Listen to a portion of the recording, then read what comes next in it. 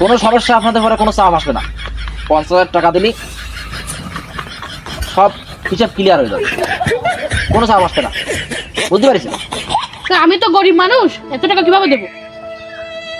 অত টেনশন নেওয়ার দরকার নেই। বর্তমানে ঘুষির টাকা আমি কিস্তিতে নিচ্ছি, একসাথে না পারো সপ্তাহে সপ্তাহে দিবা কিস্তি হিসেবে। ও তোমার কোনো ফেরা নিতে হবে না।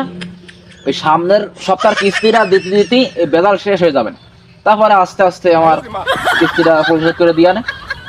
আচ্ছা তাহলে এই সামনের সপ্তাহে এই ওই সামনে একটা বড় জায়গা আছে, উনি ধ্যান দেবে না। আচ্ছা তাহলে যাও, সমস্যা নেই, যাও।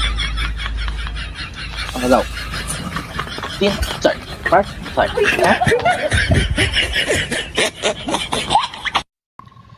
আগে কি সুন্দর দিন কাটাইতাম আমরা, আগে কি সুন্দর দিন কাটাইতাম গ্রামের নওজোয়ান। আমরা তো আইসি এক সপ্তাহ